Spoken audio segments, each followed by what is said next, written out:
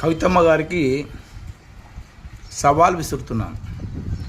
బీసీల మీద అతి ప్రేమ ఎక్కడి నుంచి పుట్టుకొచ్చిందమ్మా నీకు?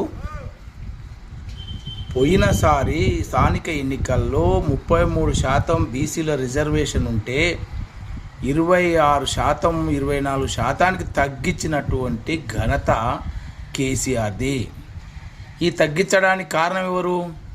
మా ఉమ్మడి మామనాడు జిల్లాలో నిరంజన్ రెడ్డి అనే మంత్రి న్యాయవాది గన్యాగుల గోపాల్ రెడ్డిని ఇంప్లెంట్ చేసి హైకోర్టుకు పోయి 50% సీలింగు రిజర్వేషన్ దాటుతుంది అని గోపాల్ రెడ్డి గన్యాగుల ఎంపీటీసీ ద్వారా హైకోర్టులో పిటిషన్ వేసి 50% దాటకుండా తగ్గించి మరి బీసీలను నిజంగా గొంతు కోసినటువంటి బీసీల రిజర్వేషన్ను తగ్గించినటువంటిది కేసీఆర్ గారు, అదే బీఆర్ఎస్ ప్రభుత్వం.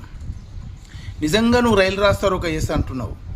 మరి టీఆర్ఎస్ అధికారం ఉన్నప్పుడు మీ నాయన రిజర్వేషన్ తగ్గించినప్పుడు ఆ రోజు రాస్తారోక చేస్తే నిన్ను కానీ టీఆర్ఎస్ని కానీ నమ్మేటోళ్ళు.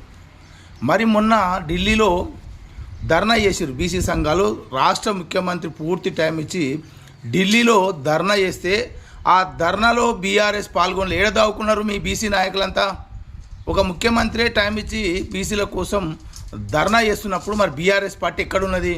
ఈ రాజకీయాలు చేయడం అమ్మ, నువ్వేమైనా అవసరం ఉంటే నీకేమైనా పదవి కావాలనుకుంటే నీ యొక్క బీఆర్ఎస్ పార్టీ మీ నాయన దగ్గర కొట్లాడుకో, కానీ బీసీలను ఏదో చేస్తున్నట్టు చేసి నీ రాజకీయం చేయకు.